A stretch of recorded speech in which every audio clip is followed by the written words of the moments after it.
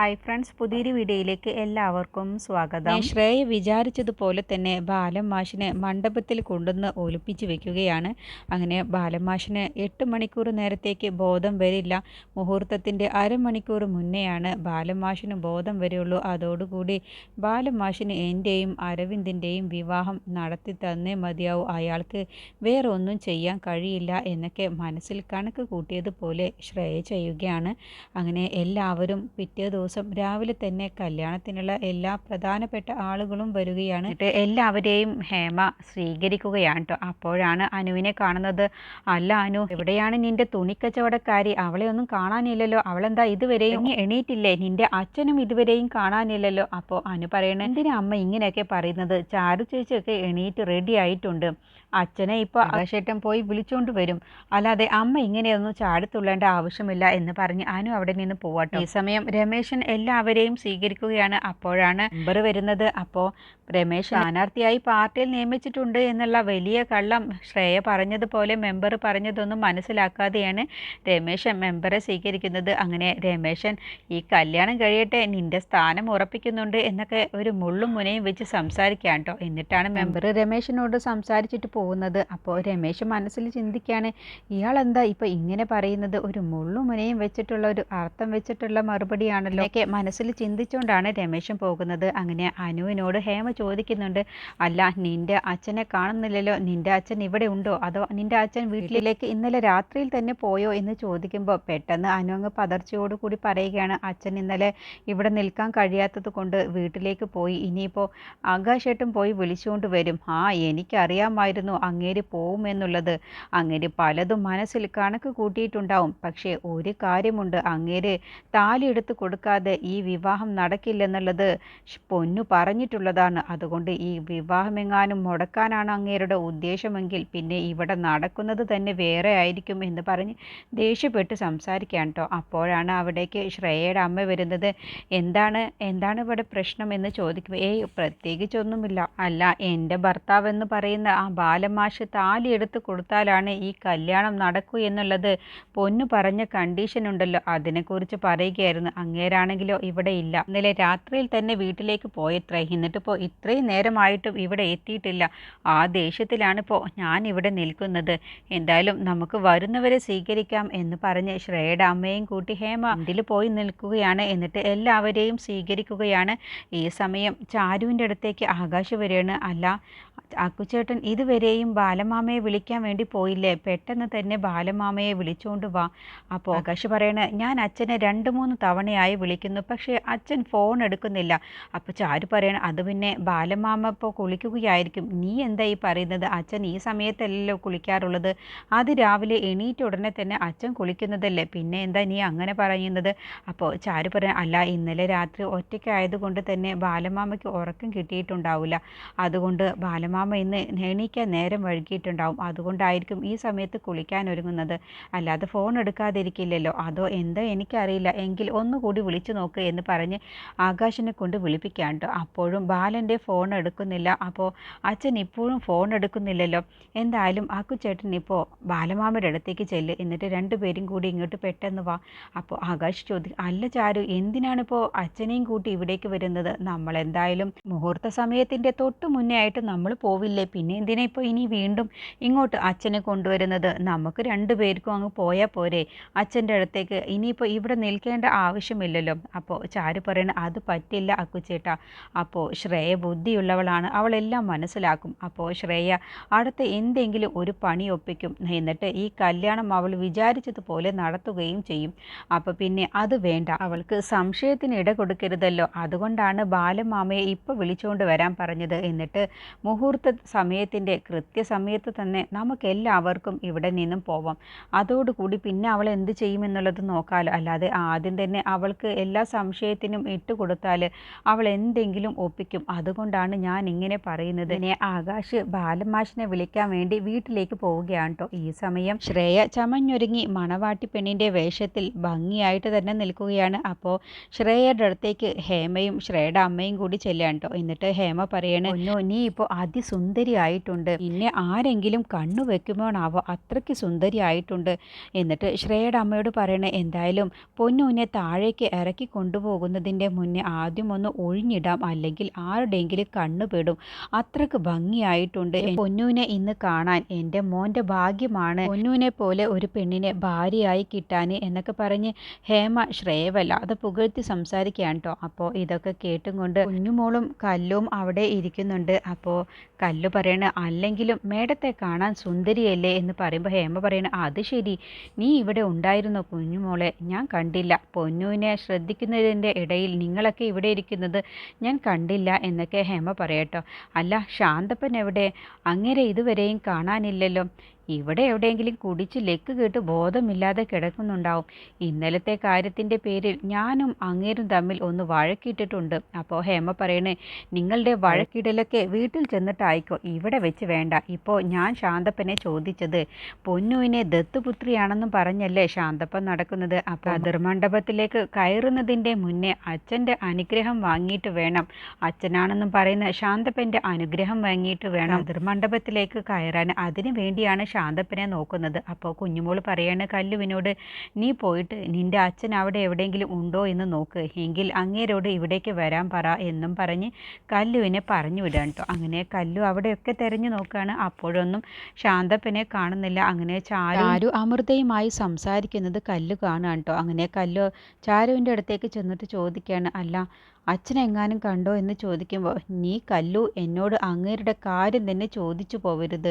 എന്നെ ഇന്നലെ എത്രമാത്രം അധികം അപമാനിച്ചു, എന്നിട്ടിപ്പോൾ നീ അച്ഛനെക്കുറിച്ച് എന്നോട് വന്ന് ചോദിക്കുന്നു, എനിക്കൊന്നും കേൾക്കണ്ട, അങ്ങേര് ഇവിടെ എവിടെയെങ്കിലും കുടിച്ച് ബോധമില്ലാതെ കിടക്കുന്നുണ്ടാവും, നീ തന്നെ പോയി അന്വേഷിക്കുക, അത് അച്ഛനെക്കുറിച്ച് എന്നോട് ചോദിക്കേണ്ട, ഇന്നലത്തെ ആ ഒരു കാര്യത്തിൽ എത്രമാത്രം അധികം അച്ഛൻ നമ്മളെയൊക്കെ അപമാനിച്ചു, അതുകൊണ്ട് തന്നെ എനിക്കിപ്പോൾ ദേഷ്യം വെറുപ്പും കൂടിയിട്ടേ ഉള്ളൂ എന്നൊക്കെ പറയട്ടോ. അപ്പോൾ കല്ലു പറയണ, അല്ല ചേച്ചി പറഞ്ഞതൊക്കെ ശരി തന്നെയാണ്, ഞാനിപ്പോൾ അച്ഛനെ ചോദിച്ചു വരാൻ കാരണം ശ്രേയ മേഡത്തിന് അച്ഛൻ്റെ അനുഗ്രഹം വാങ്ങിയിട്ട് വേണത്രേ കതിർ മണ്ഡപത്തിലേക്ക് കയറാൻ, ഇപ്പോൾ ദത്തുപുത്രിയായിട്ടല്ലേ ശ്രേയ മേഡം ഉള്ളത്, അപ്പോൾ അച്ഛൻ്റെ അനുഗ്രഹം വാങ്ങാനാണത്രേ.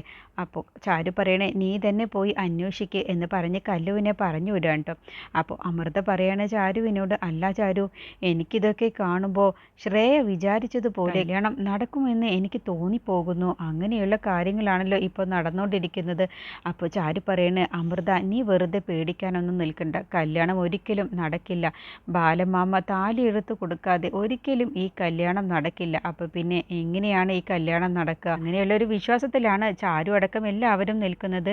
ഈ സമയം രമേശൻ ബാബുവിനെ വീണ്ടും കാണുകയാണ് കേട്ടോ. അപ്പോൾ ബാബു വീണ്ടും പർദ്ദയിലാണ് വരുന്നത്. അപ്പോൾ രമേശനാണെങ്കിലോ പർദ്ദയുടെ വേഷത്തിൽ അയാളെ കണ്ടതോടുകൂടി, ബാബുവിനെ കണ്ടതോടുകൂടി, ആ സ്ത്രീയല്ലേ വരുന്നത്, എന്നെ അടിച്ച സ്ത്രീ, എനിക്കിപ്പോൾ അതിനെ കാണുമ്പോൾ തന്നെ പേടിയാവുന്നു എന്ന് പറഞ്ഞ് രമേശൻ മാറി നിൽക്കാൻ കേട്ടോ. എന്നിട്ട് രമേശൻ സ്വയം മനസ്സിൽ ചിന്തിക്കുകയാണ്, അതിൻ്റെ നടത്തവും ഭാവവും മട്ടും കാണുമ്പോൾ അതൊരു പെണ്ണായിട്ട് തോന്നുന്നില്ലല്ലോ, അതിനെ കാണുമ്പോൾ ഒരു പുരുഷൻ്റെ പോലെയാണ് തോന്നുന്നത്, എന്തായാലും ഒന്ന് നിരീക്ഷിക്കാം എന്ന് മനസ്സിൽ ചിന്തിച്ചുകൊണ്ട് രമേശൻ ബാബു അറിയാതെ ബാബുവിനെ നിരീക്ഷിക്കുകയാണ് കേട്ടോ. അങ്ങനെ ബാബു ഒഴിഞ്ഞൊരു ഭാഗത്തേക്ക് ചെല്ലുകയാണ്. എന്നിട്ട് അവിടെ നിന്നും ഫോൺ വിളിക്കുകയാണ്, ശ്രേയയുടെ ഫോണിലേക്ക് വിളിക്കാൻ കേട്ടോ.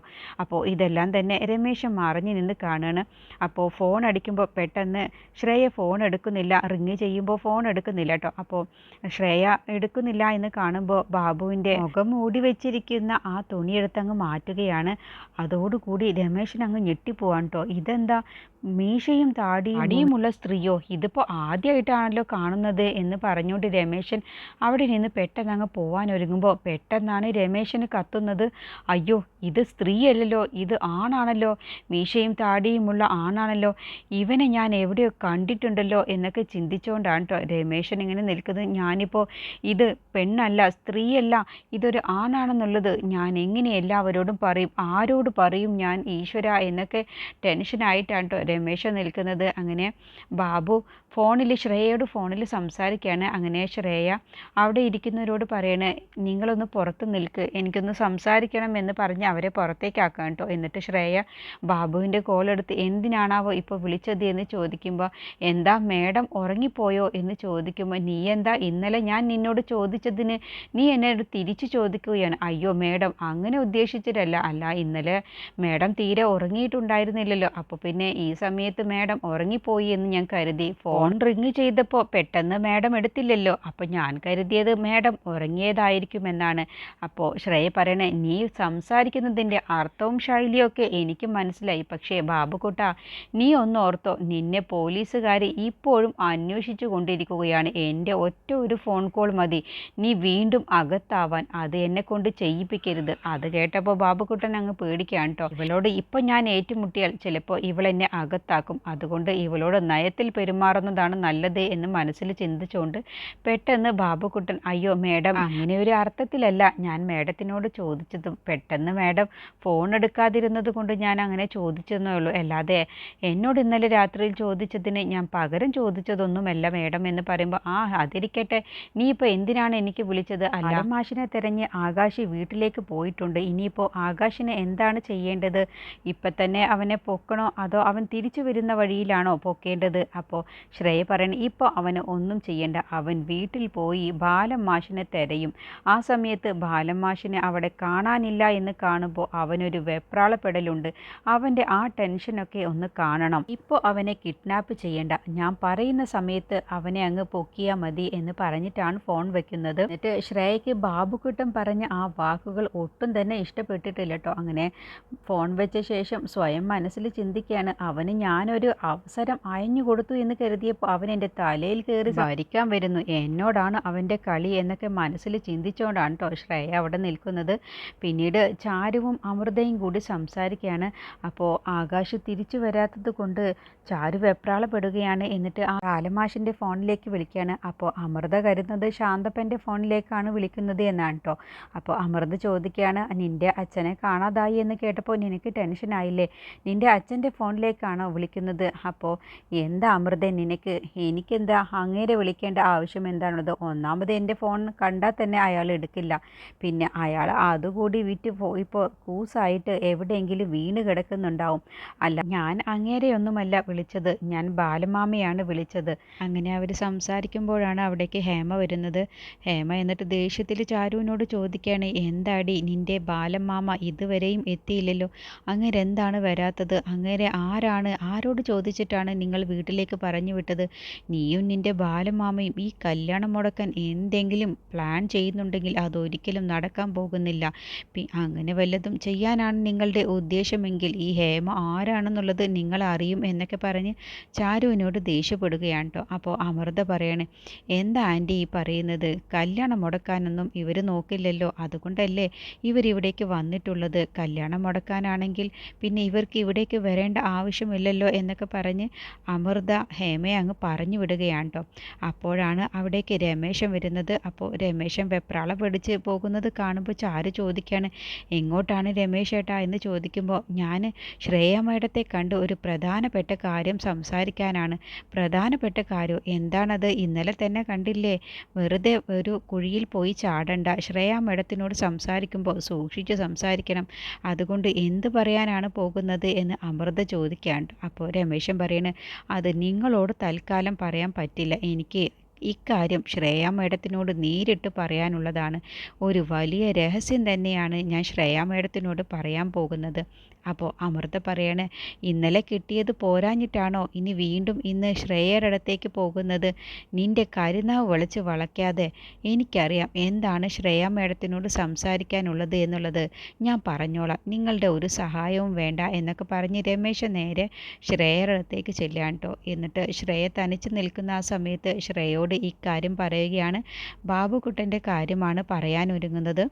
ഇതിനെക്കുറിച്ചുള്ള ബാക്കി റിവ്യൂ അടുത്ത വീഡിയോയിൽ പറയാം.